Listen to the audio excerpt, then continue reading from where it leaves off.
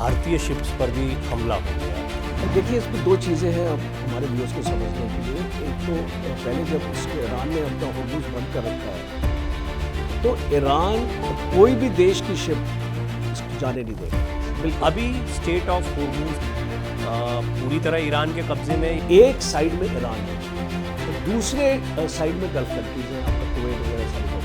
उसको लेकर क्या फ्यूचर है? तो कन्वेंशनल लड़ाई नहीं हो सकती।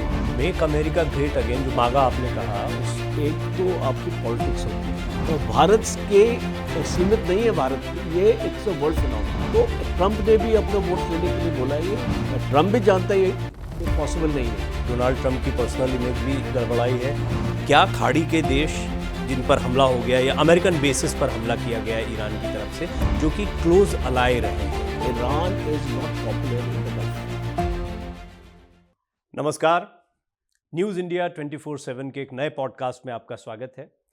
और आज बड़े सौभाग्य का विषय है कि देश के बहुत ही जाने माने डिफेंस एक्सपर्ट जिनको आप बहुत पसंद करते हैं, मेजर जनरल राजन कोचर जी मेरे साथ इस वक्त मौजूद हैं। जनरल कोचर, सबसे पहले तो आपका बहुत बहुत स्वागत है। धन्यवाद प्रदीप जी। जनरल कोचर को मैं टीवी डिबेट्स बोल लूँ उसको, या जब एक्सपर्ट के तौर पर वो नॉलेज देते थे तो खूब सुनता रहा। आज मेरे पास मौका है कि अगले 1 घंटे तक मैं उनको इत्मीनान से कुछ मसलों पर सुनूं, और आप दर्शकों की बड़ी दिलचस्पी है कुछ मुद्दों पर। न्यूज़ इंडिया 24/7 का ये मकसद भी है कि हम आपके सामने वो ऑथेंटिक जानकारियां रखें जो आज रील्स के दौर में, छोटे शॉर्ट फॉर्मेट वीडियोस के दौर में और स्वयंभू एक्सपर्ट्स के दौर में कई बार आपके सामने आती हैं और सच झूठ हैं, आपको समझ में नहीं आता। तो जनरल कोचर, शुरुआत मैं उस मुद्दे से करना चाहूँगा जिसको अभी हमारे दर्शक बहुत ज़्यादा देख रहे हैं, वो है हॉर्मूज़ का मसला। तो पहले तो ये है क्या, हम सब जानते हैं कि यहाँ से शिप आते जाते हैं, मोटी मोटी जानकारी सबको है। आज अब किसी से भी जाके पूछो तो हाँ बोले कोई जगह है, वो वहाँ नाकेबंदी हो जाती है, जहाज़ नहीं आते, गैस सिलेंडर की दिक्कत हो जाएगी, तेल की दिक्कत हो जाएगी। ये है क्या मसला, और ये जो लड़ाई वर्तमान में युद्ध की स्थिति बनी हुई है उसमें ये कितना अहम है? देखिए, जब हम सप्लाई चेन की बात करते हैं, सप्लाई चेन मूवमेंट्स और एक आपका रेजिलेंस होता है सप्लाई चेन, जब हमारी शिपिंग इंडस्ट्री की जो मूवमेंट होती है, ज़्यादातर आप देखेंगे कि सी बॉर्न होती है ये, क्योंकि शिप्स की कैपेसिटी बहुत ज़्यादा होती है और जो आपका फ्रेट का जो आपका कॉस्ट होता है वो सबसे सस्ता होता है शिपिंग का। और अगर आप सेम कमोडिटी को अगर आप बाय एयर ले जाएंगे या बाय लैंड ले जाएंगे, आपको उसको ज़्यादा पैसा देना पड़ेगा। इसीलिए वर्ल्ड का 70% ट्रेड जो है वो समंदर के सी बॉर्न है, वो एक्चुअली समंदर से आता है। तो स्ट्रेट ऑफ हॉर्मूज़ इतना इम्पोर्टेंट क्यों हो गया? वो इसलिए इम्पोर्टेंट है कि जितने भी पोर्ट्स हैं, अगर आप मिडल ईस्ट की बात करें या वेस्ट एशिया की बात करें, आप ओमान, कतार, यूएई, कुवैत और इस टाइप के सऊदी अरेबिया, ये जितने भी पोर्ट्स हैं ये आपके अरेबियन सी से और आपका गल्फ़ ऑफ ओमान जो आपका शुरू में आ जाता है और आपका पर्शियन गल्फ़, ये पूरे जो पोर्ट्स हैं ये एक्चुअली पर्शियन गल्फ़ में ही पाए जाते हैं। अब गल्फ़ ऑफ ओमान और पर्शियन गल्फ़ को अगर आपको जाना है, और आपको उन पोर्ट्स पे क्यों जाना है? क्योंकि इसको वहाँ पे आपके पास तेल है, आपके पास गैस है और आपके पास इतने आपके केमिकल्स हैं, आपका पोटेशियम, सल्फ़र वगैरह जो फर्टिलाइजर्स में काम आते हैं। आपकी जो प्लास्टिक इंडस्ट्री है आज, बिकॉज लोग इसकी बहुत कम बात करते हैं, ऑयल की बात करते हैं, गैस की बात करते हैं, बट आपकी जो फर्टिलाइजर्स और प्लास्टिक इंडस्ट्री है वो भी गल्फ़ ओरिएंटेड है। और अगर यहाँ से सामान नहीं आएगा तो आपकी इसको ये इंडस्ट्री भी अफेक्ट होगी। तो अगर हम ये चीज़ को देखें कि जितने भी पोर्ट्स है, अगर आपका यूएई देखिए, इसको यूएई लैंडलॉक्ड है। आप अगर इस कुवैत को भी देख लीजिए, कतार को भी देख लीजिए, जितने भी उनके पोर्ट्स हैं वो उनके पर्शियन गल्फ में हैं। और वो पोर्ट्स के ऊपर अगर आपको अपनी शिप्स को लेके जाना है तो एक नैरो सा एक रास्ता है जो गल्फ ऑफ ओमान और पर्शियन गल्फ को कनेक्ट करता है, उसको हम बोलते हैं स्ट्रेट ऑफ हॉर्मुज। अब स्ट्रेट ऑफ हॉर्मुज इंपॉर्टेंट इसलिए हो जाता है क्योंकि ये अगर आपको अपना तेल चाहिए या अपनी गैस चाहिए या आपकी जो भी आपकी रिक्वायरमेंट्स है, कतार से चाहिए, यूएई से चाहिए, ओमान से चाहिए, आपको स्ट्रेट ऑफ हॉर्मुज से गुजरना ही पड़ेगा। और अगर ये कोई इस रूट को बंद कर देता है तो सारी, ख़ास तौर पे साउथ एशियन कंट्रीज़ और ईस्ट एशियन कंट्रीज़ 90% डिपेंडेंट है इसके लिए। आप चाइना को ले लीजिए, साउथ कोरिया को ले लीजिए, जापान को ले लीजिए, इंडिया को ले लीजिए, पाकिस्तान तो है ही साथ में। तो यहाँ से अगर हमको सामान नहीं मिलेगा तो हमारी जो इकोनॉमी है वो डिस्टर्ब होती है।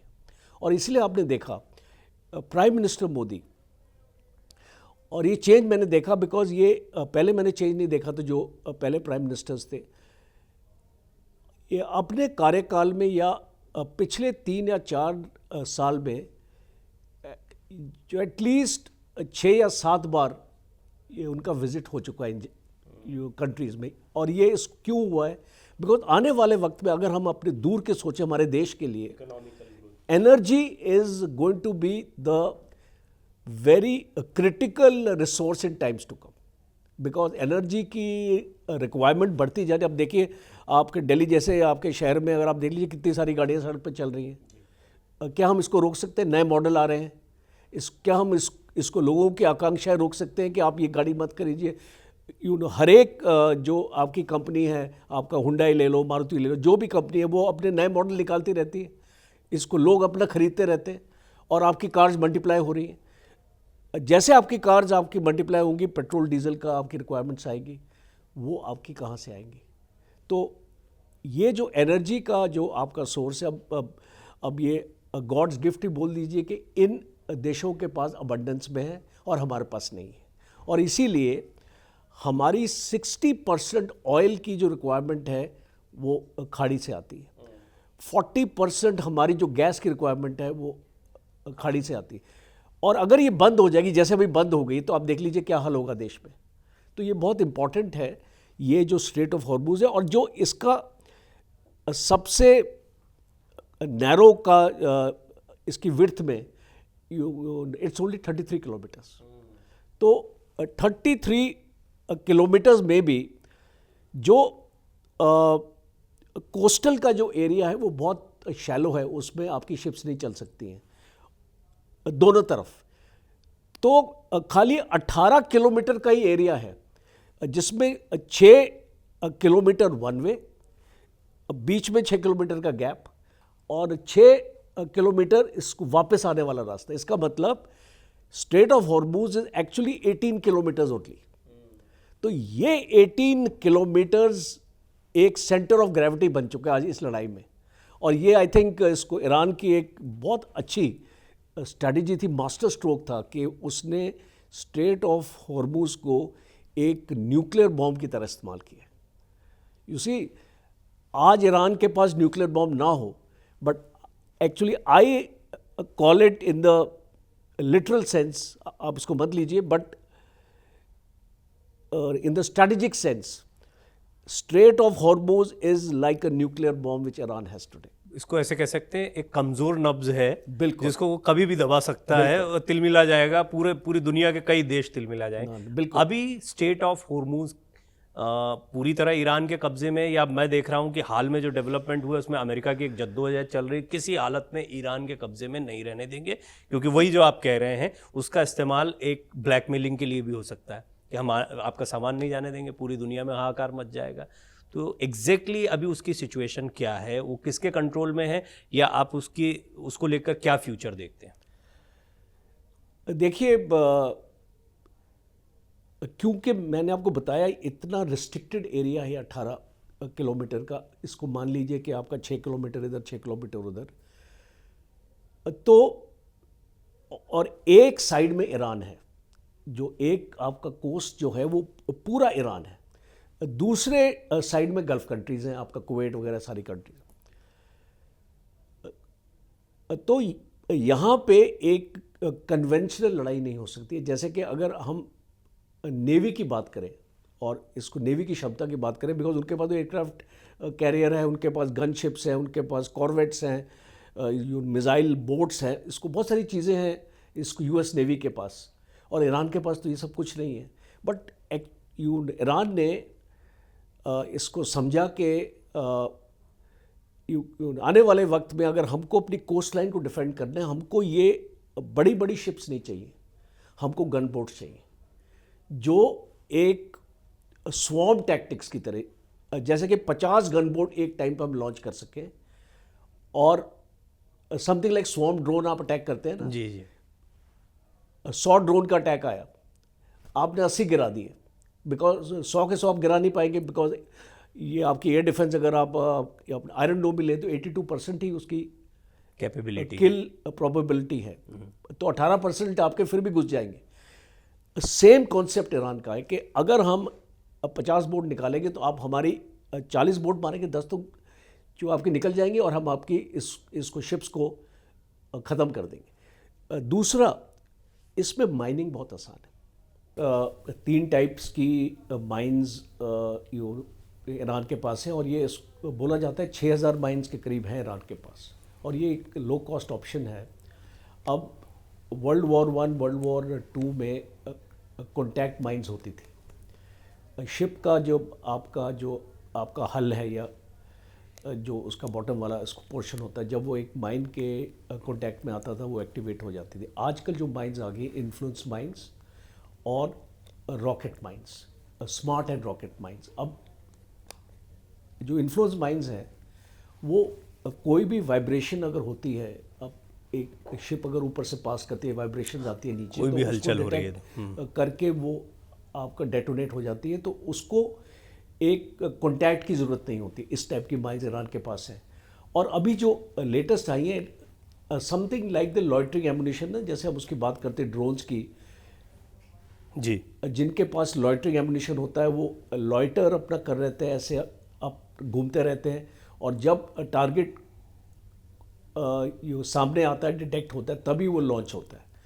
ये स्मार्ट एंड रॉकेट भी उस तरीके का ही। ये आपके सी बेड में तकरीबन 200 मीटर तक ये इसको रख दिया जाता है, और जैसे ही जो शिप आपकी अप्रोचिंग आने वाली होती है तो ये उसको सेंस करता है और फिर अपने आप ही आगे जाके इसको चिपक जाता है उसको हल्के साथ, और अपने इसको डेटोनेट कर देता है। तो ये इस टाइप की जो असिमेट्रिक वॉर है वो एक कन्वेंशनल आर्मी या नेवी यूनाइटेड स्टेट्स की वो लड़ नहीं पाएगी, बिकॉज आप एक दहशत आपके माइंड में आ जाएगी, कहीं पर भी माइन हो सकती है। बिकॉज माइन अगर ना भी हो फिर भी आपको लगेगा कि कहीं ना कहीं पे माइंस आ सकती है, लग सकती है। और इस टाइप की इन्फ्लुएंस माइन जैसे मैंने आपको बताया, और स्मार्ट एंड रॉकेट माइन जो ईरान के पास है, तो उससे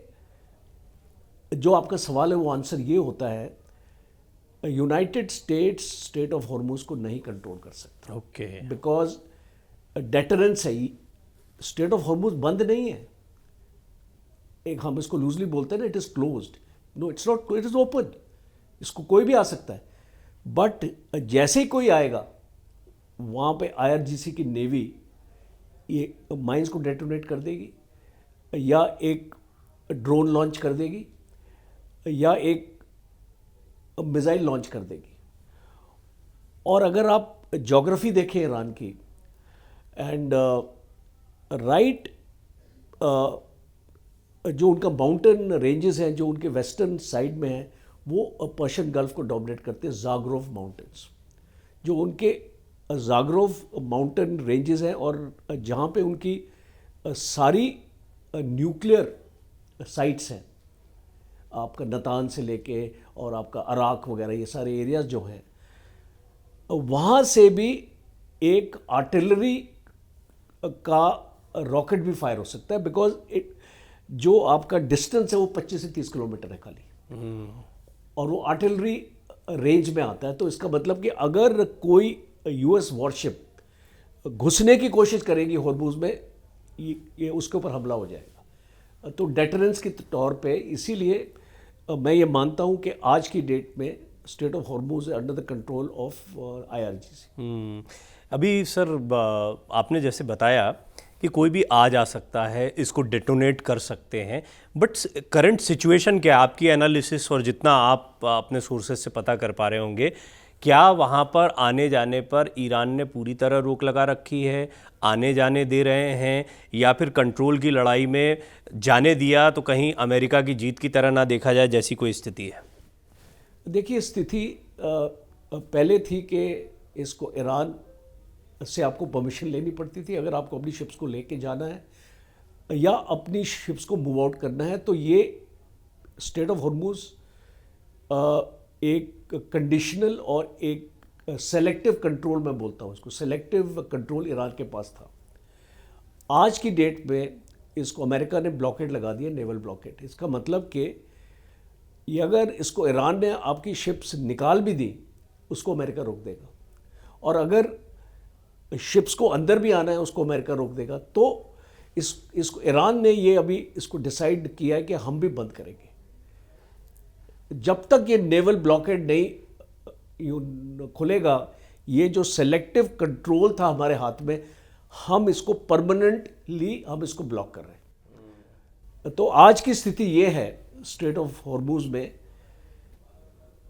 कि हॉर्मुज के अंदर ईरान उसको परमिट नहीं कर रहा है, या आपके पर्शियन गल्फ के अंदर परमिट नहीं कर रहा है। और जैसे ही आप अरेबियन सी में घुसेंगे, वहाँ पे यूएस नेवी नहीं परमिट कर रही है। इसको जाएं तो जाएं कहाँ, वाली बात है। अभी एक खबर चल रही है, बहुत ट्रेंड में भी है, कि भारतीय शिप्स पर भी हमला हो गया। तो हालांकि आपने जो समझाया उससे मुझे समझ में आ गया है कि वहाँ कोई भी जाएगा उस पर हमला हो सकता है, बट भारतीय शिप पर हमला हुआ, कहीं ईरान और भारत के बीच में तनातनी का माहौल तो नहीं है? कहीं ईरान भारत से नाराज़, जिससे हमारे बहुत पुराने संबंध रहे हैं, आज के संबंध नहीं है। तो इन सिचुएशंस में अभी ईरान भारत और ये जो घटना हुई है कि भारतीय शिप्स पर गोलीबारी की खबर आ रही है ईरान की तरफ से, ये क्या संकेत देती है? देखिए, इसमें दो चीज़ें हैं अब हमारे व्यूअर्स को समझने के लिए। एक तो पहले जब इसको ईरान ने अपना हॉर्मुज बंद कर रखा है, तो ईरान कोई भी देश की शिप इसको जाने नहीं देगा यहाँ से, चाहे वो भारतीय हो, चाहे वो चाइनीज़ हो, बिकॉज चाइना का एक स्पेशल आपका रिलेशनशिप है। और ईरान ने जब दो भारतीय शिप्स को देखा तो वार्निंग शॉट्स फायर किए, शिप्स के ऊपर फायर नहीं किया। वो एक इसको शिप्स के ऊपर से निकलने वाले जो शॉट्स होते हैं ना, आपको वार्निंग करने के लिए कि भाई और आगे मत बढ़िए, आगे बढ़ेंगे तो फिर खतरा है। तो एक उसको वार्निंग जब मिली शिप्स को, तो शिप्स ऑटोमेटिकली वापस चलेगी। तो मैं ये मानता हूँ कि आप इसको मत समझिए, और हमारे इसको ऑपोजिशन वाले भी इसको कई बार इसको गलत ले लेते हैं। It has got nothing to do with Iran and India. एक ब्लैंकेट सैंक्शन ईरान ने लगा रखा है, कोई भी देश की शिप आएगी उसके साथ ये सेम हाल किया जाएगा। इंडिया हो या चाइना हो, चाहे पाकिस्तान हो, चाहे कोई भी कंट्री हो, उसके साथ यही सेम ट्रीटमेंट आपको मिलेगी। स्टेट ऑफ हॉर्मुज से भी किसी को आने जाने नहीं दे रहे हैं, ऐसा समझें इस घटना से? बिल्कुल, state of Hormuz is permanently closed. और क्योंकि बातचीत चल रही है अभी अमेरिका और ईरान के बीच, दूसरे फेज़ की भी बात होनी है, या हो सकता है ये पॉडकास्ट आए तब तक वो बातचीत भी हो चुकी हो, और जिस तरह की विफलता पहले फेज़ में रही है और बहुत सफलता की गुंजाइश नहीं दिख रही है, जा कहाँ रहा है मामला? यू सी, ये मामला एक नैरेटिव वॉर की शेप ले रहा है। बिकॉज रोज़ आप देखते हैं डोनाल्ड ट्रंप ने 2 दिन पहले एक स्टेटमेंट दी थी कि मैं इसको इस्लामाबाद जा सकता हूँ। तो इसको मार्केट ने भी इसको पॉजिटिवली लिया कि भाई इसको मार्केट सेंटिमेंट्स भी तो इसके साथ चलते हैं। तो इसको मार्केट ने भी इसको पॉजिटिव लिया कि ये एक इसको सीज़ फायर की तरफ बढ़ रहा है। और फिर एक 7 पॉइंट्स अमेरिका ने रेज़ किए थे आप यूरेनियम के लिए कि इसको ईरान को हमने बना लिया है और वो अपना एनरिच्ड यूरेनियम हमको हैंड ओवर करेगा। तो ये सारे पॉइंट्स को ईरानियन स्पोक्स पर्सन ने नेगेट किया है, उसको बोला है कि Trump is speaking a bunch of lies, झूठ बोल रहा है डोनाल्ड ट्रंप, और हमने कोई समझौता नहीं किया अभी तक। और ये जो 7 पॉइंट जो ट्रंप बोल रहे हैं, हम इसको अपोज करते हैं, हम एग्रीमेंट में नहीं हैं। तो मैं ये मानता हूँ कि अभी टॉक्स थोड़ा रुक गई हैं। टॉक्स जब तक नहीं होंगी, जब तक नेवल ब्लॉकेड यूएस हटाएगा नहीं। बिकॉज देखिए, आप ट्रस्ट नहीं है, आपस में एक दूसरे का कोई ट्रस्ट नहीं है, तो आप अपना ट्रस्ट कैसे आपको इस्टेब्लिश इसको करना है, आपको इसलिए इस्टेब्लिश करना है कि ओके हम ब्लॉकेड रोकते हैं, आप भी ब्लॉकेड रोकिए। जब ईरान ने अनाउंस किया था कि हमने ब्लॉकेड को कैंसिल कर दिया, नाउ इट्स ओपन, आपको याद है पेजेश्कियान ने स्टेटमेंट दिया था, डोनाल्ड ट्रंप ने बोला था नहीं हमारा ब्लॉकेड चलेगा। तो आप इसको एक तरफा नहीं कर सकते। You cannot treat Iran as a minion, एक जो आपका सबऑर्डिनेट की तरह। और इस प्रॉब्लम मैं आपको बताता हूँ, इसकी आपकी असली प्रॉब्लम क्या है। जो डोनाल्ड ट्रंप के साथ जितने भी एडवाइजर्स हैं, they are very very inexperienced in diplomacy, and they are एक साइकोफेंसी होते हैं ना अंग्रेजी में जिसको बोलते हैं कि यस मैन, वो डोनाल्ड ट्रंप की हर एक बात को यस करते हैं, कभी भी उसको काउंटर करने की कोशिश नहीं करते। बिकॉज ये बहुत एक आपका ज़रूरी होता है, जो आपके एडवाइज़र्स भी होते हैं। कई बार अगर आपकी सोच एक सही दिशा में नहीं जाती, तो उनको आपको बताना पड़ता है कि सर आपकी ये चीज़ को हम इस तरीके से कर सकते हैं। ये उस टाइप के एडवाइज़र्स के पास है नहीं। आप इसको देख लीजिए, जेडी वांस, विटकॉफ, कुचनर, हेक्सेथ, तो इस टाइप के अगर आप अपने एडवाइज़र्स रखेंगे जो आपके इल एक्सपीरियंस्ड है, आप डिप्लोमेसी नहीं आती उनको, और वो एक सोच से काम कर रहे हैं कि वी आर यूनाइटेड स्टेट्स, मजाल ईरान हमको अपोज करते हैं, डोमिनेट करने की कोशिश। हालांकि मैं देखता हूँ जो हमारे दर्शक हैं और भारत में जो सुन रहे हैं, उनकी बड़ी दिलचस्पी इस बात में रहती है यूएस में क्या हो रहा है, इनएक्सपीरियंस्ड हैं, वो गलत डिसीजन ले रहे हैं, वो सोशल मीडिया पर लगे, वो सब उनका मसला है, बहुत चल चुका है डोनाल्ड ट्रंप के बारे में। अभी आपने एक बड़ा सेंसिटिव इशू उठाया कि जो शिप्स पर गोलीबारी की बात कही गई, उसको ऐसे ना लिया जाए, वार्निंग शॉट्स हैं, किसी और कंट्री के होते जो उनका मित्र देश भी हो, उसको भी ऐसे वार्निंग शॉट्स दिए जाते। तो एक तो ये बात हुई। क्या भारत पर इसका, भारत और ईरान के संबंध पर अभी वर्तमान युद्ध के जो हालात हैं उसका कोई असर पड़ा? पहली चीज़। दूसरा, आपने चाइना का भी जिक्र किया कि चाइना के भी होते तो भी होता। क्या ईरान सिलेक्टिव बनेगा, किसी को जाने दूंगा किसी को नहीं जाने दूंगा, जो मेरे साथ है उसको जाने दूंगा, जो मेरे साथ नहीं है उसको नहीं जाने दूंगा, ऐसी कोई सिचुएशन बनेगी? ये कुछ हद तक जो आप बोल रहे हैं सही है।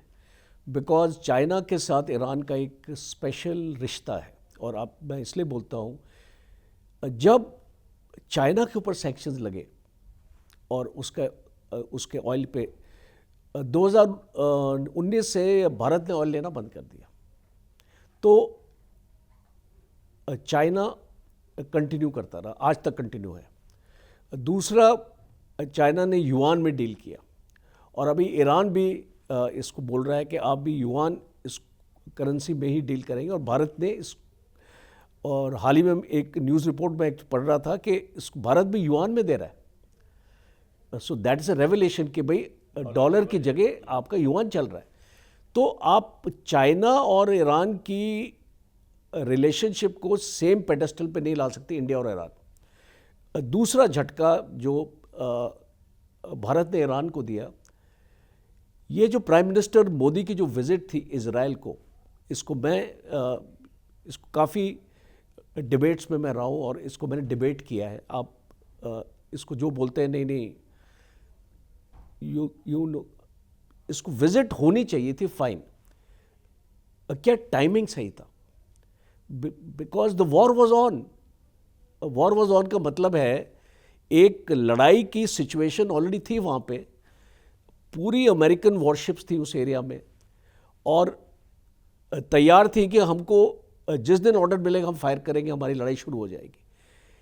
ये ऐसे माहौल में आपने ईरान को क्या मैसेज दिया और आपने उनकी इसको नेसत में जाके जो भी आपने वहाँ भाषण दिया, आपने उसको वहाँ पे बोला इजराइल को कि हम आपके साथ हैं। तो अगर आप इजराइल के साथ हैं तो आप ईरान के साथ कैसे हो सकते हैं? खिलाफ हो जाएंगे आप दिस इज लॉजिक।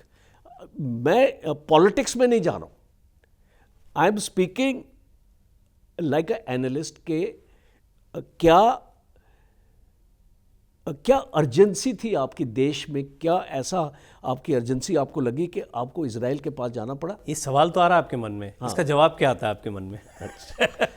इसका जवाब ये आता है मुझे, मैं गलत भी हो सकता हूँ बिकॉज इसलिए मैंने कहा आपके मन में क्या आता है। मैं गलत भी हो सकता हूँ बिकॉज मेरे पास ऐसी कोई खुफिया जानकारी नहीं है, बट मुझे ऐसा लगता है कि हमने इसको यूएस के प्रेशर में आके विजिट करी है। एक इसको लॉजिकल मुझे यही नज़र आता है, बिकॉज प्राइम मिनिस्टर मोदी क्यों जाएंगे अदरवाइज?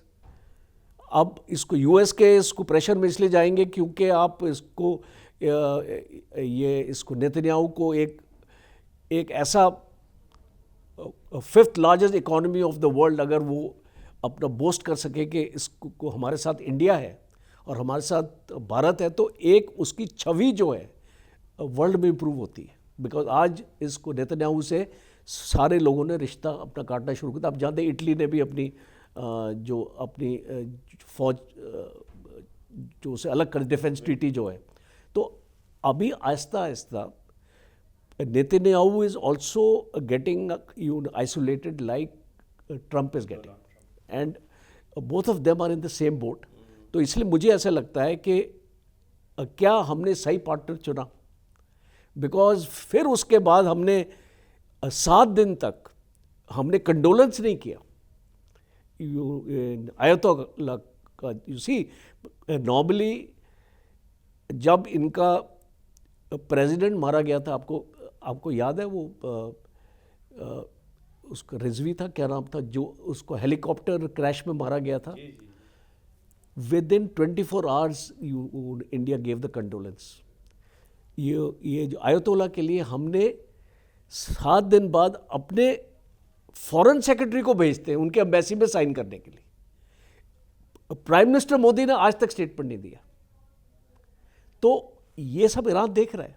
सी, अगर आप ईरान की जगह होते, मैं आपको एक सिंपल से एग्जांपल देता हूँ, अगर हम लोग ईरानियन होते तो हम क्या सोचते भारत के बारे में? Got it sir. मेरे आपके साथ बात करने का मज़ा ये है ना कि आपकी बातों से बहुत सारे सवाल और जिज्ञासाएं जाग जाती हैं। अब इसमें मेरे मन में ये चल रहा था कि यही पहलू को अब उल्टा करके थोड़ा सा रखते हैं पाकिस्तान की तरफ। पाकिस्तान जो इस समय पिट्ठू बना हुआ है अमेरिका का, वो खुल के बना हुआ है। आपने कहा कि अमेरिका का दबाव इधर और विजिट हुआ, लेकिन पाकिस्तान तो खुलकर बना हुआ है और ईरान का बहुत क्लोज अलाय कोई साबित हो सकता है तो वो पाकिस्तान हो सकता है, चाहे उसके न्यूक्लियर प्रोग्राम के लिहाज से अंदर खाने तो वो उनका साथ चलता रहता है, समीकरण जो भी हो। ये दो तरह की बातें एक साथ कैसे चल रही हैं कि एक तरफ पाकिस्तान जो है वो हिमायती भी है, वहाँ तो उनके यहाँ तो बहुत हिमायतदार हैं ईरान के, और दूसरी तरफ भारत अगर इजराइल को भी विजिट कर लेता है तो वो परेशानी का सबब बनता है। ये दो चीज़ें एक साथ कैसे चल रही हैं अभी जियोपॉलिटिक्स में? देखिए, एक चीज़ आपको समझनी पड़ेगी। आपका बहुत अच्छा सवाल है, it's a very very deep question, because किसी भी चैनल में अभी तक ये सवाल डिबेट नहीं हुआ, ये पहली बार डिबेट हो रहा है आपके चैनल पर, तो I must compliment this thought. अब आप देखिए पाकिस्तान को जिस तरीके से पाकिस्तान गेम ऑफ चेस खेल रहा है, actually it is playing a game of chess, और जो पाकिस्तान के पास जो एक प्यादा है, हम इसको जिसको हम रानी बोलते हैं, उसमें असीम मुनीर, वो है असीम मुनीर। अब Asim Munir was in ISI, he was close to CIA। तो मुझे बहुत कन्विंस्ड हूँ मैं कि he is CIA asset in Pakistan. in Pakistan. और मैं अपने पॉइंट को कैसे प्रूव करूंगा? बिकॉज इसको मेरे बोलने से तो वो CIA एसेट नहीं बनेगा ना. I have to justify to you and to the viewers. आप देख लीजिए, जनरल बाजवा जब रिटायर हुए, he had not recommended general Munir as the next chief of army staff of Pakistan. How this decision got changed? Munir was nowhere in the horizon. दूसरा, जिस type के elections हुए पाकिस्तान में, they were totally rigged election. Imran Khan की party जीत गई थी election, और इन लोगों ने पूरा रिजल्ट, एक तो काउंटिंग रोक दी 24 घंटे तक. कैन यू इमेजिन, काउंटिंग आपकी रुक चुकी थी. फिर उसके बाद उसको मैनिपुलेट किया. एक इनका फॉर्म 47 होता है, उसको मैनिपुलेट किया, सारी चीज़ को मैनिपुलेट करी. और जो कैंडिडेट लीड कर रहा था, 24 घंटे के बाद ये वो ट्रेल करना शुरू कर गया. Means it is impossible to believe. So इसमें अमेरिका का रोल था, और अमेरिका ने इंश्योर किया कि एक ऐसा वीक प्राइम मिनिस्टर लगाया जाए जो असीम मुनीर जिसको कंट्रोल कर सके. और यही चीज़ अगर आप इसको ये पाकिस्तान में फॉलो करो आज की डेट में, उसके इलेक्शन से लेके अभी तक का, this is a set piece pattern. And today Trump, अब आप इसको देखिए कि जो आपकी यूएस आर्मी होती है, वो काफ़ी सालों तक अफगानिस्तान में ऑपरेट की उस आर्मी ने, और पाकिस्तान आर्मी के साथ ऑपरेट कर रही थी. तो एक उनमें रिश्ता है. भारत की फौज और यूएस आर्मी में वो रिश्ता नहीं है. पाकिस्तान आर्मी में और यूएस आर्मी में एक ऐसा रिश्ता है जो 20-20 साल और आपका 25-25 साल आपका पुराना. तो ये जनरल कुरविला जो हेड थे आपके सेंट्रल कमांड के, जो इस एरिया को कंट्रोल करता है, he was very close to general Munir, and he was instrumental in bringing Munir into the fold of Donald Trump. और वहीं से कहानी आपकी स्टार्ट होती है.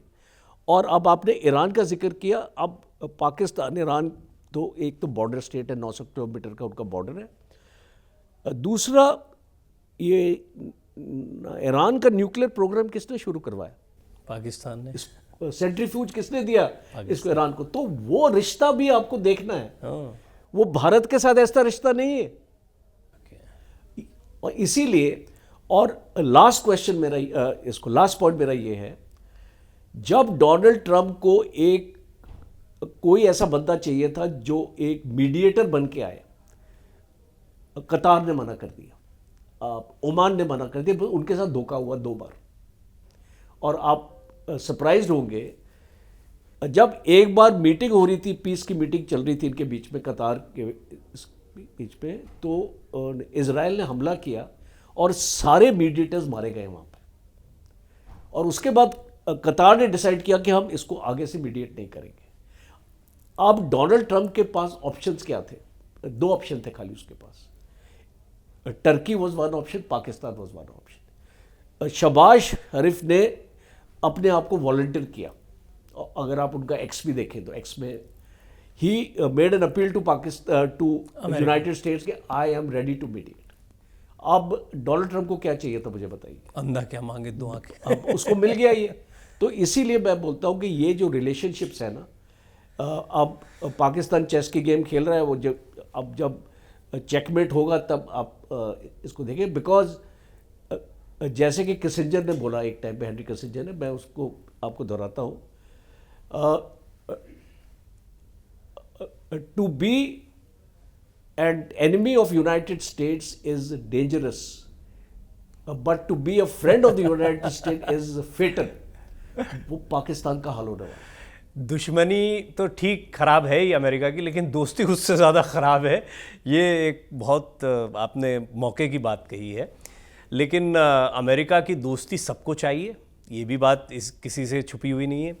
इकोनॉमिकल ग्रोथ के लिए इम्पॉर्टेंट है, और रेसिप्रोकल टैरिफ से तो उन्होंने शुरुआत की थी, ये युद्ध तक वो बात आ गई। जब बात नहीं जमी, वहाँ पहले डराने की कोशिश की बिज़नेस से नहीं हुआ, तो फिर आपने देखा कि वेनेजुएला के तो राष्ट्रपति उठा लाए। तेल कहाँ कहाँ पर है, वो संसाधनों को देखा जाए। एग्जैक्टली सोच क्या है, क्या करना चाह रहे हैं, ये दरअसल एक अपरोक्ष युद्ध चीन और अमेरिका की इकोनॉमी के बीच में चल रहा है, तब जबकि चाइना कह चुका है कि हम नंबर 1 बनेंगे इकोनॉमी में। जब युआन का जिक्र आपने भी अभी कर दिया कि लेन देन में होने लगा, डॉलर के ऊपर एक थ्रेट आ रहा है, क्या ऐसी कोई बेचैनी है? यानी ये लॉन्ग टर्म का गेम है जिसको लोग अभी सिर्फ ईरान इजराइल तक सीमित करके देख रहे हैं। बहुत अच्छा सवाल है, बिकॉज ये सब लोग सोचते हैं कि ये जो लड़ाई की वजह है ये न्यूक्लियर है, बिकॉज हम एक्चुअली उसी पे अटक गए हैं। और डोनाल्ड ट्रंप भी ये वर्ल्ड को मैसेज देने की कोशिश कर रहे हैं कि हम तो न्यूक्लियर के ऊपर ही हैं, नैरेटिव यही है। बट ये न्यूक्लियर की लड़ाई है ही नहीं, ये है तेल की भी लड़ाई नहीं है ये, बिकॉज अमेरिका के पास क्या उसको तेल की कमी है, मुझे बताइए। ये है लड़ाई पेट्रो डॉलर की। और मैं आपको 1991 में भी ले जाऊंगा, जब आपकी इराक के साथ लड़ाई हुई थी, वो भी पेट्रो डॉलर के ही ऊपर हुई थी, और उसको उसको कैमोफ्लाज करके उसको बताया था वेपन्स ऑफ मास डिस्ट्रक्शन। वहाँ पे कोई इसको वेपन नहीं निकला मास डिस्ट्रक्शन का, बट वो पेट्रो डॉलर की लड़ाई थी। यहाँ पे फिर से क्योंकि युआन में हो रहा था ट्रेड, और 90% ईरान का जो ऑयल है वो चाइना ले रहा था, और वो भी युआन में ले रहा था, तो उससे डॉलर इम्पैक्ट हो रहा था। दूसरा, आप जानते हैं कि American economy was going into recession. तीसरा, आप जानते हैं कि अमेरिका का जो आपका डेट है वो $37 ट्रिलियन है आज के डेट पे। तो उसको ट्रंप जब आया ना, ट्रंप ने अपना मागा का स्लोगन क्यों बनाया, मुझे बताइए, और वो इस मागा को कैसे अचीव करेगा। First master stroke was tariff. Trump ने अभी अनाउंस किया कि मेरे इतने बिलियन डॉलर्स अभी अमेरिका में आ गए हैं टैरिफ लगाने के बाद। अब वो किस अमेरिकन को अच्छा नहीं लगेगा, मुझे बताइए। All Americans liked his tariff policy, all Americans liked his immigration policy. अब ट्रंप ने इसको बोला कि ये जो सारे आपके इमिग्रेंट्स ने हमारे जॉब्स ले लिए। अब आप देख लिया H1B वीज़ा का क्या किया ट्रंप ने, ख़त्म कर दिया ना उस कहानी को। वो उससे कौन बेनिफिट होगा? अमेरिकन्स बेनिफिट होंगे। तो अमेरिकन्स क्यों नहीं लव करेंगे ट्रंप को, मुझे आप बताइए। ये जो आपका नैरेटिव होता है ना, इसकी रेटिंग डाउन हो रही है, फलाना ढिमकाना, अब आप इसको देखना, ये अमेरिकन्स ने इसको लाइक किया, बट जहाँ पे इसने गलती की वो इसने ईरान में गलती करी। अब ईरान की वजह से इसकी पॉपुलैरिटी डाउन होती जा रही है, बिकॉज अमेरिका की एक जो इमेज है वो एक्चुअली अमेरिकन्स को बहुत प्यारी है। और अगर आप अमेरिका में भी चले जाइए कई बार ना, they have a superiority complex. कोई भी और इस मुल्क के लोग जो वहाँ पे रहते हैं ना, उनको वो सेकंड रेट सिटीजन उनको ट्रीट करते हैं। तो यहाँ पे American image has been dented in the entire world today. और ये अमेरिका ने इसलिए किया चाइना को चोक करने के लिए, बिकॉज चाइना बहुत उड़ रहा था। और चाइना, आप जानते हैं कि Chinese manufacturing goods are being exported to 157 countries today. A Belt and Road Initiative is doing a wonderful job. 150 countries have adopted आपका Belt and Road Initiative. America की मैन्युफैक्चरिंग कहाँ है, मुझे बताइए। It is nowhere near China. Make America great again जो मागा आपने कहा, उसके दौरान उनका विजन तो यही था कि हम इंडस्ट्रीज़ लगाएंगे, हम यहीं एम्प्लॉयमेंट जनरेट करेंगे, हम इंपोर्ट कम करेंगे, हम एक्सपोर्ट को बढ़ाएंगे, हम अपने हम क्यों इतना खरीदें, हम खुद ही बना लेंगे। लेकिन लोगों ने इसको बड़े हास्यास्पद तरीके से लिया था कि भैया आपके यहाँ पर जो लेबर चार्जेस हैं और जो इंडिया में चाइना में है, उसमें ज़मीन आसमान का फ़र्क है। कितने में बनाओगे आप सामान? कितना व्यवहारिक था ये अच्छा लगता है का नरेटिव, जो आपने कहा कि किस अमेरिकन को अच्छा नहीं लगेगा का नरेटिव, और हकीकत में ये अमेरिका ग्रेट अगेन हो रहा है या वर्स्ट होता चला जा रहा देखिए, ये एक तो आपकी पॉलिटिक्स होती है, इस पॉलिटिक्स में आप ऐसी बहुत चीज़ें ऐसी बोलते हो जो ग्राउंड में आप अचीव नहीं कर सकते। जैसे हमारे इसको यहाँ भी ऐसी पॉलिटिक्स चलती है कि इतने इस करोड़ जॉब आपने प्रॉमिस किए, क्या वो दे पाए आप इतने जॉब्स? पॉसिबल था आपको देने के लिए, बट आपने इलेक्शन में उसको अनाउंस किया कि हम इतने करोड़ देंगे। लोक लुभावन जो हमारे, हाँ, तो वो भारत के सीमित नहीं है, भारत में ये इट्स अ वर्ल्ड फिनोमेना। तो ट्रंप ने भी अपने वोट्स लेने के लिए बोला, ये एक्चुअली ऑन ग्राउंड में ट्रंप भी जानता है ये पॉसिबल नहीं है। और यू सी अल्टीमेटली उसको H1B भी इसको वापस लेना पड़ेगा। आई थिंक 1 साल का टाइम दिया है, वो उसको रिव्यू करेगा, इसको कहीं ना कोई एक ऐसे स्टेबल प्लेटफॉर्म में लेके आएगा, because no American wants to dirty his hands. He wants to only sit in a air conditioned office and अपना जो भी है blue collar job, white collar job करना चाहता है। वो एक लेबर टाइप का जॉब नहीं करना चाहता है। इसीलिए अमेरिका अगर सोचता है कि इमिग्रेंट्स को इसको निकाल देगा यहाँ से, इसको इमिग्रेंट्स ये अमेरिकन इकॉनमी के लिए का तो बहुत इंपॉर्टेंट हिस्सा थे, because entire labour force is from the immigrants. और अगर आप उनको निकाल देंगे तो आपके पास कहाँ से लेबर आएगा, मुझे बताइए। So ultimately I think it was more to address the audience rather than the functional part of it. America से आपने बिल्कुल ठीक कहा कि इमेज जो है वो गड़बड़ाई है। डोनाल्ड ट्रंप की पर्सनल इमेज भी गड़बड़ाई है अमेरिका के, क्योंकि इनफैक्ट ये अमेरिका का ही डिसीजन माना जाएगा, किसी भी इंडिविजुअल का डिसीजन हो या ना हो, क्योंकि पॉलिसीज़ बहुत सारे लोग डिसाइड करते हैं। बट एक और समीकरण है दुनिया में जिसको लेकर बड़ी चर्चा हो रही है। क्या खाड़ी के देश जिन पर हमला हो गया या अमेरिकन बेसिस पर हमला किया गया है ईरान की तरफ से, जो कि क्लोज अलाय रहे हैं, या एक इस्लामिक ब्रदरहुड भी हमने देखा है कि पूरी दुनिया में चलती है, और ये देश जो हैं आपस में वेल कनेक्टेड रहते हैं, इस रिश्ते पर कितना असर पड़ा है? क्योंकि ज़्यादातर अभी तक अमेरिका के पक्ष में दिखाई दे रहे थे या साथ दिखाई दे रहे थे, अब थोड़ा अमेरिका से वो दूरियां बनाते दिखाई दे रहे हैं, या पता नहीं ऐसा हो रहा है नहीं हो रहा है। एग्जैक्टली ये वाली रिलेशनशिप जो है उसकी क्या कंडीशन इस समय इस युद्ध की स्थिति में आप देखते हैं? तो मैं आपको एक बहुत ही बैलेंस्ड व्यू दूंगा। मैं इस वेस्टर्न मीडिया जो आपको लिख रहा है उस पर मत जाइए, या अल जजीरा टाइप के जो चैनल्स हैं वगैरह जो आपको लिखते हैं, जो भी ओन्ड ही हैं इस वेस्टर्न उससे। इस क्या हो रहा है, एक आपको बैकग्राउंड आपको समझना पड़ेगा कि Iran is not popular in the gulf. कोई भी देश ओपनली ईरान की बुराई नहीं कर रहा था, बट अगर इसका अंदरूनी आप देखिए तो वो इसको ईरान का दोस्त नहीं है, और ख़ास तौर पे यूएई और सऊदी अरेबिया, बिकॉज ये दो पिलर्स हैं जो ईरान को चैलेंज कर सकते हैं इस एरिया में। Saudi Arabia because of its size and because of its economy, and UAE because it's the fulcrum here, जो भी ट्रेड जाता आता जाता इंटरनेशनल ट्रांजिट वगैरह सब यहाँ से होता है। None of them like Iran, एंड वो चाहते हैं कि ईरान को जितना डिस्ट्रॉय कर सके आप करो, और वो अमेरिका को एनकरेज करते हैं कि भाई इसको ठोको आप।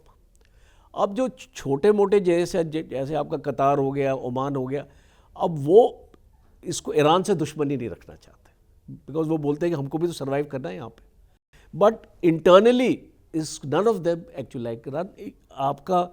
आपकी बहरीन में बहुत प्रॉब्लम है ईरान के साथ, उसको सुन्नी शिया वाला मामला है बहरीन में। कुवैत में बहुत प्रॉब्लम है ईरान के साथ। तो आपका जॉर्डन इस तरफ आ जाइए, जॉर्डन की प्रॉब्लम है ईरान के साथ। आप इजिप्ट की तरफ आ जाइए, Egypt is also have an issue with Iran. तो आज Iran is not a popular candidate of the GCC. ये इंटरेस्टिंग एनालिसिस है, क्योंकि बिल्कुल सही ठीक कहा आपने कि इंटरनेशनल मीडिया में इसको बिल्कुल अलग तरीके से प्रोजेक्ट किया जाता है। तो अब जितने भी खाड़ी देश हैं हाँ, वो जानते हैं कि उनका नुकसान हुआ है इसको अमेरिका की वजह से, बिकॉज वहाँ पे बेसिस थे, उनको अटैक हुआ है। But do they have any alternative? You see, आप एक चीज़ को अपने यहाँ से इसको निकालेंगे, एक जूता जो आपका पुराना हो जाता है, अगर आपको उसमें आप कंफर्टेबल नहीं लगते और आपको नया जूता चाहिए, तभी आप उसको उतारेंगे जब आपके पास एक नया जूता आ जाएगा। अमेरिका इज लाइक अ शू। वो यूएई ने और ये सारी कंट्रीज ने पहन रखा है, अब उसको निकाल के फेंकेंगे तो ये ऐसी, इनके पास फौज ही नहीं है, ये वेपन सिस्टम्स नहीं है जिस तरीके से लगा सकेंगे ये, और आपके पास मिलिट्री ताकत नहीं है। इसीलिए मुझे लगता है इस लड़ाई के बाद भी सारे यूएस बेसेस यहीं रहेंगे, और इसको यूएस भी इसको नहीं, इसको चाहेगा अपना होल्ड यहाँ पे छोड़ना। तो अच्छा, और एक लास्ट पॉइंट, यूएस ने एक बहुत मास्टर स्ट्रोक किया था, आपको याद होगा, जो आपका अब्राहम अकॉर्ड जो लाए थे, उसका मकसद क्या था? मकसद क्या था अब्राहम अकॉर्ड का? ये Palestinian state was not the मकसद, ये इसको मकसद था कि इजराइल के जो रिलेशंस हैं ये सारे कंट्रीज से इंप्रूव करना, because that was a counter to Iran. और वो मुझे ऐसा लगता है ये Abraham Accord it will get revived. पता नहीं आपको कैसे ये सेंस हुआ, जब मैं बोलने वाला था बीच में, I was about to ask for the same thing. हालांकि थोड़ा सा सवाल अलग था, क्योंकि हम क्या है ना, खबरों की दुनिया में बहुत जल्दी भूल जाते हैं कि जड़ क्या थी। हमास का एक अटैक होता है इसराइल में पार्टी में, और सिविलियंस को मारा जाता है, वहाँ से बात शुरू हुई थी। अब तो शायद 1.5-2 साल हो गए होंगे, 3 साल हो गए उस घटनाक्रम को, और वहाँ से शुरू हुआ मामला। फिर बोले अब हम ख़त्म करेंगे, फिर गाज़ा पट्टी में, फिर इजराइल ये होगा वो होगा, हिजबुल्ला, हुती, लेबनान, ये सब चल रहा था यहाँ पर, और बड़ा टेंस माहौल था। लेकिन तभी समझ में आ गया था कि ये बीजारोपण जो है ये सिर्फ इतने क्षेत्र भर की तो चला ही आ रहा था। बिल्कुल। अगर ये एस्केलेट हो रहा है तो इसके पीछे कोई बड़ा मकसद है, और ईरान इसको तब से समझ रहा था। क्या ये लॉन्ग टर्म चला? और इसी बीच में देखिए आप, अमेरिका में सरकार भी बदली है, तो क्या ये सचमुच लॉन्ग टर्म है, या इसको हम ऐसे डॉट्स को कनेक्ट करके देख रहे हैं? देखिए, लॉन्ग टर्म है। देखिए, जब आपने इसको ईरान के ऊपर सैंक्शन लगाने इसको शुरू कर दिए, तो आप एक ग्राउंड बना रहे थे ईरान में कि इतनी तकलीफ़ आप उनके लोगों को पहुंचाएं, इतनी तकलीफ़ उनको पहुंचाएं कि उनको पीने का पानी भी ना नसीब हो, बिकॉज डिसैलिनेशन प्लांट पे आप अटैक करने की कोशिश कर रहे हैं, और इसको वैसे ही तेहरान में पानी नहीं है, तो इतनी इसको 3 दिन में शायद एक बार पानी आता है वहाँ पे। तो और आप इसको खरीदते हैं पानी वहाँ पे, आपके जो ऐसे नहीं जैसे आप भारत में जाएंगे रेस्टोरेंट में, आपके 6 गिलास आपके सामने रख दिए, पानी पी लो जितना पीना है। मैं इसको टर्की में गया, टर्की में भी आपको पानी जैसे यहाँ रखे हैं आपने यहाँ बॉटल, ये आपको फ्री ऑफ कॉस्ट पानी नहीं मिलता है, और वो बहुत आपको महंगा मिलता है। अगर आप दुकान में जाएंगे तो आपको सस्ता मिलेगा, रेस्टोरेंट में जाएंगे तो डबल द कॉस्ट पानी मिलेगा आपको। तो एक एक दो इसको डॉलर की एक आपकी छोटी सी बॉटल है। तो मैं ये इसको बोलता हूँ कि इसको ग्राउंड इसने ऑलरेडी स्टार्ट कर दिया था, और इसको लोगों को तंग करना शुरू कर दिया, और इसको मोसाड ने काफ़ी इन्फिल्ट्रेट इसको कर दिया था ईरानियन IRGC के अंदर, बिकॉज आप जानते हैं कि 1.5 लाख ज्यूज़ इस ईरान में रहते हैं परमानेंटली। तो वो एक इनका सपोर्ट बेस, जैसे स्लीपर सेल बोल लो, जैसे हमारे एक, हम इसको लूजली बात करते हैं स्लीपर सेल की, तो वो उनके स्लीपर सेल है वहाँ। तो गॉट इट। तो आहिस्ता आहिस्ता आप देखेंगे ये चीज़, मैं कोई ऐसी भविष्यवाणी नहीं कर रहा हूँ, बट इसको ईरान को इतना तंग किया जाएगा आने वाले वक्त में। अब जो इनका सेवियर जो है वो है चाइना। अब आप देखना चाइना की मास्टर स्ट्रोक आने वाली है, बिकॉज लोग इसके बारे में बात नहीं करते हैं, चाइना के एंगल के बारे में। अब पूरी जो रिकंस्ट्रक्शन होगी ईरान की वो चाइना करेगा, और मैंने इसको मेंटेन किया है। आप इसको मेरा ये एनालिसिस है, एक आने वाले वक्त में एक Chinese military base will be there in Iran, because Chabahar तक तो आ गया है China. Half of Chabahar port जो एक्चुअली हमने लिया आधा इसको लीज पर, आधा तो चाइना के पास है, उसका रिकंस्ट्रक्शन पूरा चाइना कर रहा है। ग्वादर में चाइना है 70 किलोमीटर दूर, बिकॉज चाबार और इस ग्वादर का इतना इसको डिस्टेंस 70-100 किलोमीटर्स। अब चाइना अपने आप को यहाँ पे कंसोलिडेट करेगा, because north south transport corridor, मैं इसका यहाँ पे जिक्र कर रहा हूँ आपको, it is going to be the future trade route which will go ultimately inside China through the Central Asian republic. एक पार्शल रूट तो ऑलरेडी है, चल रहा है, ये इसको चाइना में जाता है ये। अब इसको चाबार की वजह से एक इसको मोमेंटम मिलेगा, इसको नॉर्थ साउथ ट्रांसपोर्ट कॉरिडोर को, और यहाँ पर एक लोगों को दिखाएंगे कि China is here for development, but China इसको यहाँ पे अपने आप को कंसोलिडेट करेगा, बिकॉज इस बताइए वो जैसे कोहिनूर की बात करते थे ना, एक ऐसा वो हीरा था इसको भारत के पास, this gulf is the Kohinoor, Kohinoor of the world, I will say that.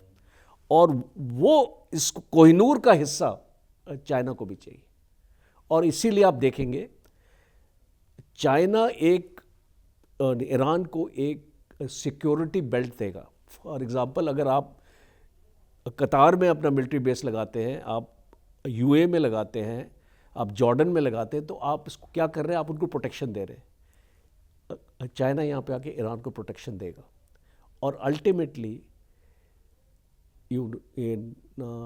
ये America will not be able to strike Iran because of China, because जैसे ही चाइना के बेस पे हमला होगा, इसका मतलब आपने चाइना को अटैक किया है। तो ये एक, मैं ये इसको देख रहा हूँ, ये चीज़ एक पॉसिबिलिटी मुझे नज़र आती है आने वाले वक्त। बहुत ही इंटरेस्टिंग ये बातचीत है, और मैं तो बहुत सारी बातें करना चाहता हूँ, लेकिन कुछ सवाल रख लूँगा आने वाली चर्चाओं के लिए। एक बात मुझे आप बताएं चर्चा के अंतिम दौर में, कि अल्टीमेटली फिर वही बात जो मैं पहले कह रहा था, कि भारतीय दर्शक अभी चीन क्या करने वाला है, अमेरिका क्या करने वाला है, गल्फ़ कंट्रीज़ में क्या होने वाला है, ये सब ठीक है, उसमें उसकी दिलचस्पी है, लेकिन उसकी सबसे बड़ी चिंता या सोच ये होती है हमारा क्या होने वाला है, भारत का क्या होने वाला है। चीन अपने आप को इकोनॉमिकली स्ट्रॉन्ग करना चाहता है, अपने बेसिस को बढ़ाना चाहता है, उसकी ये पॉलिसी रही है। अमेरिका के अपने चैलेंजेस है। भारत अभी कहाँ स्टैंड कर रहा है, और क्या हमारी इकोनॉमिकल ग्रोथ पर ये जो वर्तमान परिदृश्य बना है, इसका एंटी इफेक्ट पड़ने वाला है, बुरा असर पड़ने वाला है? तो मैं जब अपना इसका ओपनिंग कमेंट देता हूँ, यस, भारत के इकोनॉमिक्स की सिचुएशन पे बहुत फ़र्क पड़ेगा, बिकॉज यू सी अल्टीमेटली जब तक आप अपनी डिपेंडेंसीज कम नहीं करेंगे ना, जब तक आप अपने देश में ये क्षमता नहीं पैदा करेंगे। अब देखिए, आपका गैस, आपकी जो गैस प्रोडक्शन है देश में है, पर आपके पास स्टोरेज फैसिलिटी नहीं है, बिकॉज आपको अंडरग्राउंड जाना पड़ेगा। आपकी जो ऑयल की जो आपका रिजर्व्स, आपकी holding, it's only for 74 days. मुझे एक चीज़ बताइए, एक मैं सिंपल सा क्वेश्चन आपको भी देता हूँ। भारत ने इतने सालों में इतनी अपने आप को 5th लार्जेस्ट इकोनॉमी आपको बोलता है। चाइना के पास 1 साल का रिजर्व है ऑयल का, हमारे पास 6 महीने का भी नहीं हो सकता। Where have we gone wrong? क्या हमारे पास इतनी परचेसिंग कैपेसिटी? इसको गडकरी जी इतने हाईवेज बना रहे हैं, इतना इंफ्रास्ट्रक्चर कर रहे हैं, क्या आप स्टोरेज इंफ्रास्ट्रक्चर नहीं क्रिएट कर सकते ऑयल के लिए? बिकॉज द रीजन इज, ये जो आपका गल्फ है ना, ये जो सिचुएशन आज आई है, ये बार बार आएगी। डोंट थिंक कि बस ये हो गया और ये सीज फायर हो गया और उसको मामला खत्म हो गया। नो, ये मामला is okay, we are living till we meet the next time. It's like that. मेरे मन में आ रहा था कि मेरे तो मतलब जब खबरों की थोड़ी सी समझ आनी शुरू हुई थी, किशोरावस्था भी शायद ही, खाड़ी युद्ध सुनते ही हुए बड़े हुए हैं और फिर से देख रहे हैं कि खाड़ी के हालात क्या बने हुए हैं। तो ये जो इस कहानी है ना, ये जो स्टोरी है जिसके बारे में हम बात कर रहे हैं, एनर्जी डिपेंडेंसी। चाइना के पास सब कुछ है, चाइना के पास एनर्जी नहीं है। इसको यूएस भी जानता है। या तो रशिया के पास जाएगा, या तो गल्फ में आएगा, या तो ईरान के पास आएगा। तो अगर चाइना को कमज़ोर करना है तो गल्फ का कंट्रोल रख लो, और उसमें जो ईरान आपको इसको होने नहीं दे रहा है, तो अब इसको ईरान को कंट्रोल करना जरूरी है। आने वाले वक्त में भारत भी चाइना की जगह ले सकता है, because it is a very potential बहुत है। उसका पोटेंशियल। तो अमेरिका इसको, भारत को ये बढ़ने नहीं देगा। आप जानते हैं अभी deputy secretary of state Regina dialogue में इंडिया में आके स्टेटमेंट देते हैं that we will not allow India to grow because it is against the national interest of the United States. तो क्या ऐसे देश के साथ हम दोस्ती करना चाहते हैं कि जिसका डेप्टी सेक्रेटरी ऑफ स्टेट आपकी धरती पे आके आप ही के अगेंस्ट वो दे रहा है भाषण? तो ये सोचने की बात है। हाँ, मैं ये एक सवाल पूछता हूँ कि क्या इंडिया जो है वो अमेरिका के लिए एक पोटेंशियल थ्रेट दिखाई देता है जिसकी वजह से वो परेशान रहता है? आप नेशनल सिक्योरिटी स्ट्रैटेजी अमेरिका की देख लीजिए जो अभी बनी है, just a few months back. There India is not shown as a close friend of United States. It is a threat, and there is a Pentagon report also on this, suggesting कि आने वाले वक्त में हमको जो हमने China के साथ गलती करी हमको भारत के साथ नहीं करनी, because America allowed China to grow. इसको आपने देखा, ट्रेड भी देखो कितना हो रहा है। तो अब इसको Bharat is in a very tight situation. आपको मैं एक बिल्कुल छोटा सा एग्जांपल देता हूँ। चाइना के साथ क्या हमारी दोस्ती है? हमारे बॉर्डर पे इतना एरिया, 1000 स्क्वायर किलोमीटर्स का एरिया तनाव बना रहता है। इसको बताया जाता है कि उसने अपने घेर रखा है, वो डिस्प्यूटेड एरिया। फिर भी हम उससे ट्रेड पे ट्रेड कर रहे हैं। इसको मजबूरी है ना, इस मजबूरी की वजह से ही हो रहा है ना ये। इसको अमेरिका के साथ हम क्यों झुकते हैं टैरिफ के मामलों में? इस मजबूरी है, because of our own national interest, because हमारी इकोनॉमी ना सफ़र करे, हमारे इसको लोगों को ज़्यादा तकलीफ ना हो।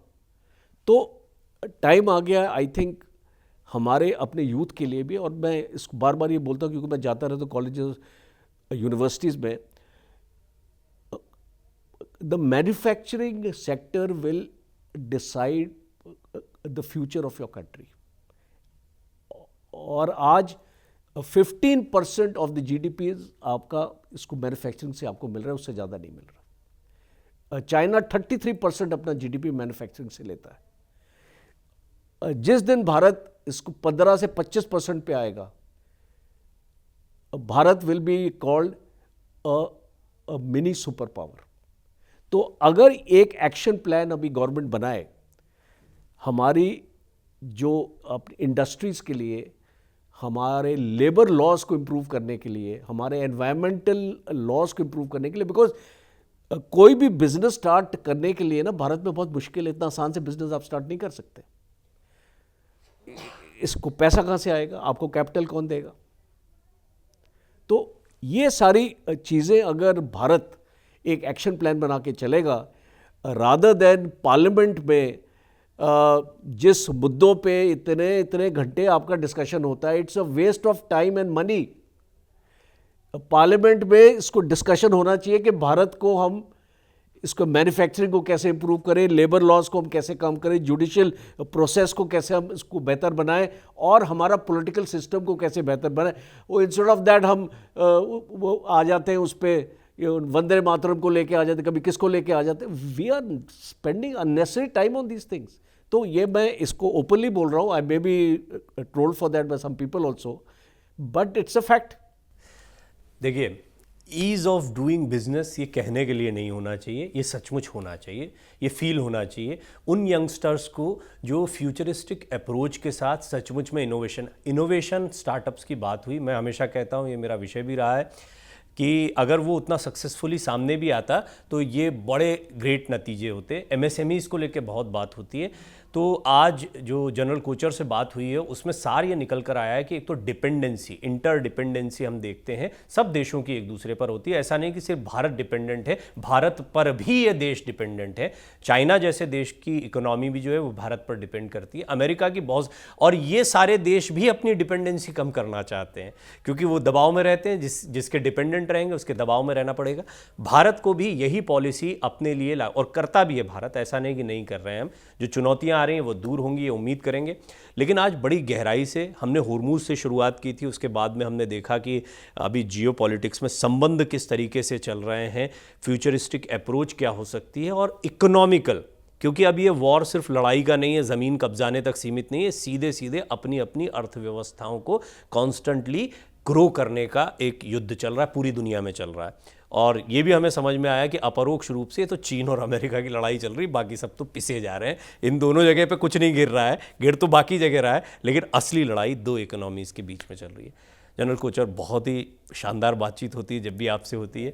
मैं उम्मीद करता हूँ फिर आपका समय मिलेगा तो कई और विषय हैं जिन पर मैं बात करूँगा। बहुत अच्छा लगा मुझे। और एक मैं आपका क्लोजिंग कमेंट ये देना चाहता हूँ, आज स्ट्रेट ऑफ हॉर्मुज है, कल मलाक्का स्ट्रेट्स भी हो सकता है, और मलाक्का स्ट्रेट से भारत का 55% ट्रेड जाता है, अब इंपोर्ट और एक्सपोर्ट। किसी ने मलाक्का स्ट्रेट का कब्ज़ा अगर कर लिया और इसको, ये वाला स्ट्रेट आपका बंद हो गया, तो वर्ल्ड आपकी जो इकोनॉमी है ख़त्म हो जाएगी।